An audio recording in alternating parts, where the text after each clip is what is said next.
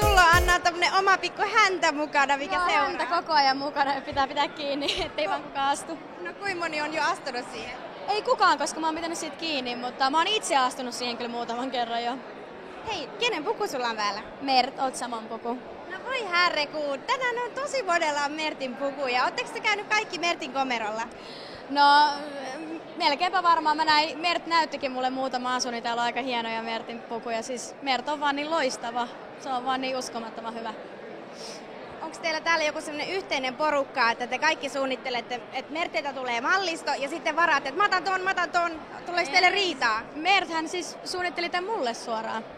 Hirveän kätevää, kato. Niin, se on aika kätevää. No sä oot ihan älyttömän ihanassa kunnossa, sulla on täällä oikein tuollaiset lihakset ja kaikki, niin... Ai kauheet, eikä älkää näyttäkö. Niin mitä sä teet? No onko sulla joku tämmönen kahvakuula kotona? No on mulla semmonenkin, mutta kyllä mä enemmän siellä salilla käyn. Kuinka monen kilon kahvakuula sulla on? Onko se 6, 8 vai 10? Taitaa olla 20-kiloinen kahva. Mitä kaikkia sä teet niinku 20? Onko se käsille vai Mä en jaloille? itse asiassa tehnyt sillä kaavakuulalla mitään, kun mä käyn vaan siellä salilla, niin mä en tarvitse sitä kaavakuulaa mihinkään. Mä en tiedä, miksi mä oon sen hankkinut. Hei, mitkä on sun seuraavat semmoset elämän isot askeleet, mitä aiot ottaa? Elämän isot Tai pienet tietenkin noilla jaloilla.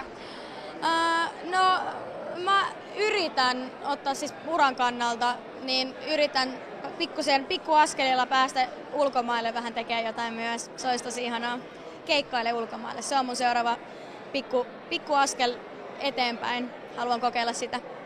Miten kun on noinkin mahtava unelma, niin minkälainen tukijoukkoja sulla on siellä takana, että sä uskallat haaveilla noin isosta asiasta? Mulla on tosi hyvä tukijoukko, että mielettömiä tyyppejä ja jaksaa panostaa artisteihin, niin mä toivon, että heidän avullaan joku päivä. Ja tietenkin siis biisithän siinä merkkaa kaikista eniten, että jos on hyviä biisejä, niin ehkä joku päivä joku ne löytää.